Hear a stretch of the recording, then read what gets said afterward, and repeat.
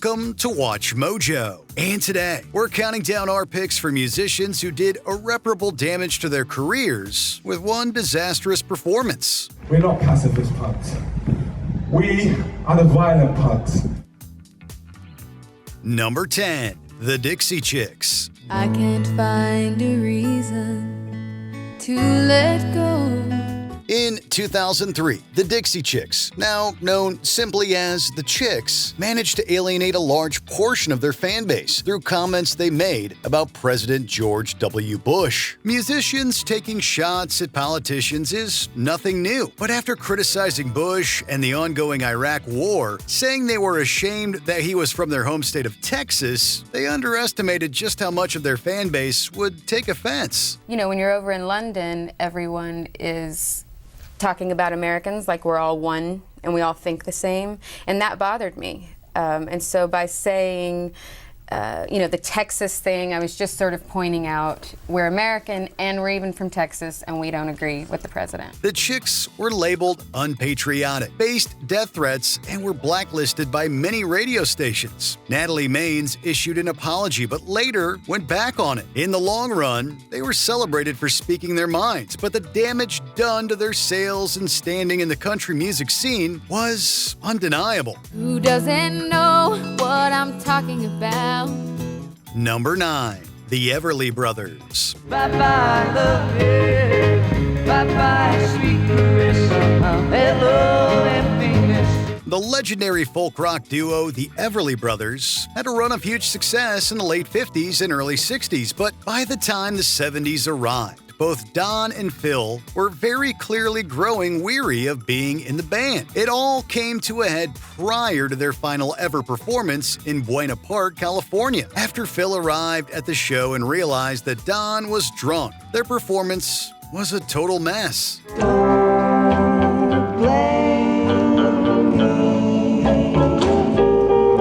Eventually, Phil decided to smash his guitar and storm off in a fit of rage, leaving Don to tell the crowd that the Everly Brothers had already been dead for a decade. Sure, they got back together in the 80s, but they could never truly recapture their fire.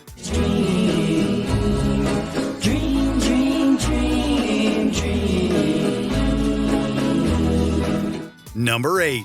Creed.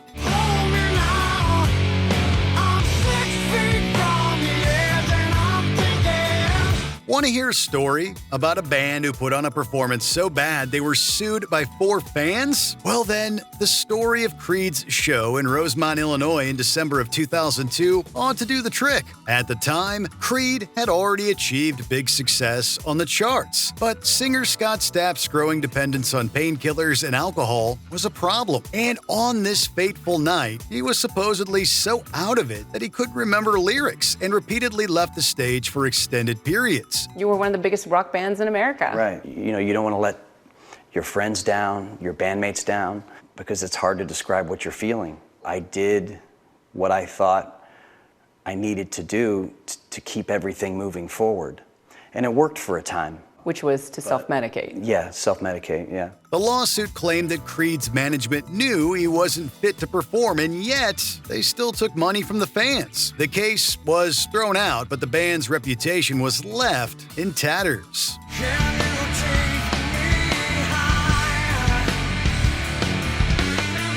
Number 7. Michelle Shocked. Jump, Jim Crow, how do you walk so slow? Folk punk singer Michelle Shocked had a pretty devoted following after bursting onto the scene in the mid to late 80s with a string of successful albums. But in 2013, she managed to lose a huge portion of her fan base when she launched into a rant about same-sex marriage out of nowhere during a show. It was so out of left field that the venue ended her gig prematurely, and many fans walked out. There's only 2 things you don't discuss in polite company.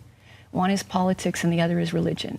And I make a point of talking about both. And the clip that we just listened to, it sounds quite serious-minded, but it was at the start, as I said, of the encore. And But you lost the audience. I mean, that's why I said I listened to the whole thing. Not then, but later on, yeah. And most of them began to walk out and were very unhappy about it and wanted their money back and so on. In fact, her entire tour was canceled, and her claim that her quotes were misinterpreted fell flat. Factor in that she goes after anyone who uploads her music to YouTube, and it's pretty easy to see why her star power is virtually non-existent these days. Not shocking at all. Don't know when, but it'll be real soon. Going down the road by the light of the moon. Number 6. Sinead O'Connor. Nothing compares to Sinead O'Connor was poised for stardom after her huge hit single, Nothing Compares to You, but as a true rebel at heart, she could not sit idly by without speaking her mind. And so, on what should have been a huge breakthrough performance on SNL, O'Connor took a moment during a performance of Bob Marley's War to rip up a picture of Pope John Paul II in protest of the church's handling of a series of abuses that had taken place in her home of Ireland. And I found his presence in Ireland, telling the young people of Ireland that he loved them, hilarious. At the time, without the context, people vilified Sinead and chased her out of the mainstream. But as the years went on, her display was vindicated many times over. Unfortunately, the damage to her career and mental state had already been done.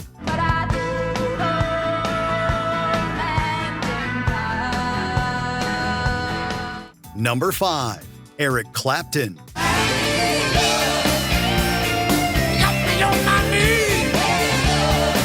Eric Clapton sealed his status as a rock legend by the time the 60s had concluded, following it up with a string of solo hits in the 70s that really marked his name in the mainstream. But one truly dark moment in 1976 forever stained his legacy. During a performance in Birmingham, Clapton launched into an unprovoked rant, urging his fans to vote for far-right politician Enoch Powell and voicing his anger at the state of England, while making sure to use seemingly every racial slur that popped into his mind. When I realized what I said, I just was so disgusted with myself.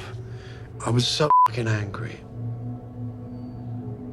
And I thought, I needed to apologize to the people that I said that to, because it was shocking and unforgivable, and I was so ashamed of who I was. He would later apologize and claim that he wasn't thinking straight. But for a lot of people, they never truly looked at him the same way again. And I'll say yes, you look wonderful tonight.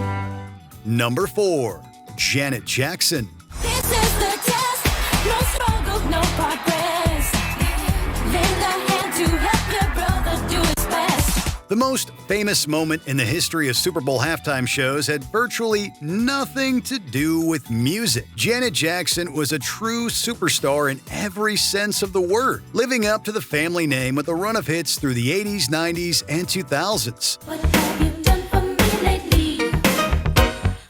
Ooh, yeah. But at the 2004 Super Bowl, a disastrous wardrobe malfunction accidentally caused by Justin Timberlake, dubbed Nipplegate, left her blacklisted by many key areas of the music industry. Why was Janet blamed? Well, she was an easy scapegoat. Supposedly, Timberlake was not meant to entirely expose her in that way, but unfortunately, he did. From that moment on, Janet lost out on a series of opportunities and her sales suffered greatly. You knew it was going to happen, right? You did know it was going to happen. No, I didn't. You didn't know it was going to happen? No, I didn't. So it came as a complete surprise to you?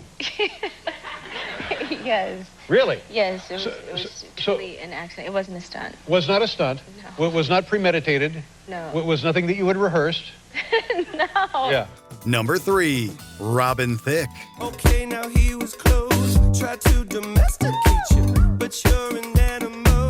Baby, it's in your nature. As if releasing one of the creepiest hit singles of the era wasn't enough, Robin Thicke ended up losing a whole lot more than his reputation. In 2013, Miley Cyrus joined him on stage at the VMAs for a performance of Blurred Lines, dancing in a very suggestive and risque manner. But you're a good girl, yes you are. Lord have mercy. The stunt earned criticism, of course, and most people seem to agree that Thicke came out looking like a sleazebag. Shortly after, his wife Paula Patton divorced him, and his follow-up album, which he actually named Paula in an attempt to win her back, sold dismally. Thicke was reduced to a laughingstock and has barely been heard from since. And it's not hard to see why. Lost without you, can't help myself. Number 2. Ashlee Simpson.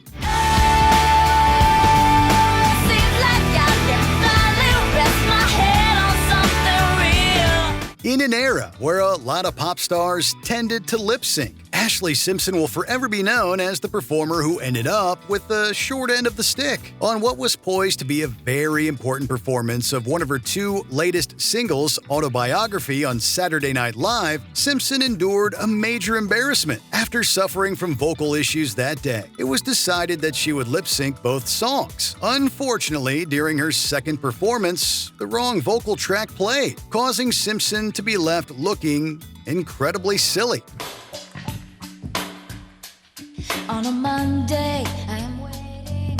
She didn't help things by doing a very awkward dance and walking off stage. From that moment, despite her success, this became the incident that defined her musical career, and her reputation never recovered. For me, it was the most humbling experience of my life because the whole world thinks everything that you just put your heart and soul into writing is a joke, and that sucked.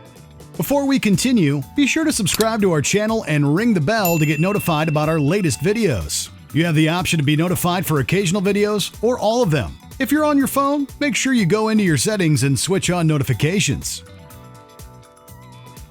Number 1. Milli Vanilli.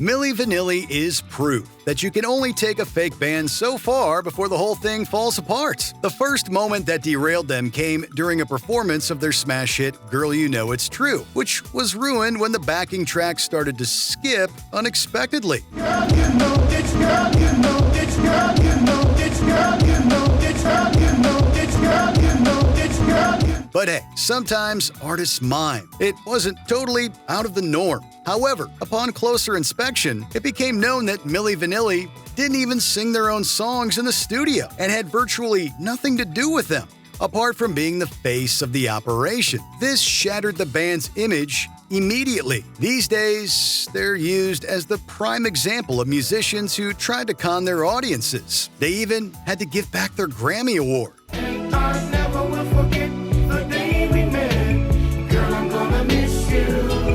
What other musicians do you think totally ruined their reputation on stage? Let us know in the comments section below. I do keep on stay with you.